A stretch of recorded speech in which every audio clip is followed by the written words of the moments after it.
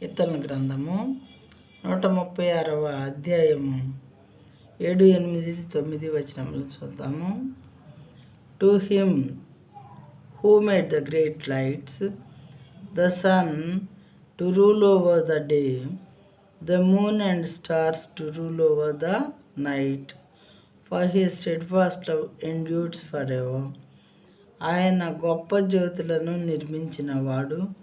పగటిని ఏలుటకు ఆయన సూర్యుని చేసెను, రాత్రిని ఏలుటకు ఆయన చంద్ర నక్షత్రములను చేసెను. మనిషి యొక్క మనుగడ కోసం, మనిషికి వెలుగునివ్వటం కోసమని దేవుడు పగటిని తర్వాత రెస్ట్ తీసుకోవటానికి, రాత్రుల్ని మన పనులు చేసుకోవటానికి పగటిని ఆయన చేసి, మరి దాన్ని వెళ్ళటానికి పగటిని సూర్యుడిని, రాత్రిని వెళ్ళటానికి చంద్రుని నక్షత్రాలని దేవుడు చేస్తే, మన వాళ్ళు ప్రజలు ఏం చేస్తూ ఉన్నారు? ఆయన్ని వదిలేసి పూర్తిగా చేసిన ఆయన్ని చేయబడినటువంటి చంద్రుని దేవుడని, నక్షత్రాలను దేవుడని పూజిస్తూ ఉన్నారు కొంతమంది. ఇంకా కొంతమంది ఏమో పగటి వేళ కనిపించేటటువంటి సూర్యుడే దేవుడని సూర్యుడిని పూజిస్తూ ఉన్నారు. ఇంకా కొంతమంది ఆకాశం యొక్క మరి జ్యోతుల్ని, నక్షత్రాలని పూజ చేస్తూ ఉన్నారంట. ఆకాశంలో ఉన్నటువంటి వాటిని పూజ చేస్తూ ఉన్నారంట. ఇవే దేవుళ్ళు మాకు అని.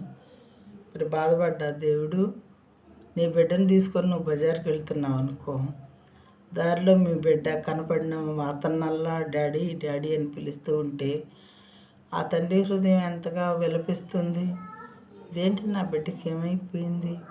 కనపడిన వాడినల్లా నాన్న అని పిలుస్తుంది ఏంటి? నా చేతిలో ఉండి ఈ బిడ్డ నా బిడ్డ నా చేతిలో ఉండి, తండ్రినైనా నా చేతిలో అందరినీ నాన్న అని పిలుస్తుంది ఏంటని ఎంతగానో బాధపడేవాడిగా ఉండి, బిడ్డకి ఏదో అయిపోయింది అనుకునేవాడుగా ఉంటాడు. అట్లాగే in the same way the creator of this universe కూడా, లోకాన్ని ప్రపంచాలను సృష్టించినటువంటి దేవుడు కూడా ఏంటి, సృష్టి మొత్తం నేను చేసిందైతే సృష్టిలో ఉన్నటువంటి బంగారాన్ని, వెండిని, చెక్కని, రాగిని, ఇతన్ని ఎలాంటి వాటితో అవి ఇవి చేసుకుని వాటిని దేవుళ్ళు అంటున్నారేంటి? నా బిడ్డలందరూ కూడా వీళ్ళకి ఏమాత్రం కూడా జ్ఞానం లేదా ఏంటి? వీళ్ళు ఎలా అయిపోయారు?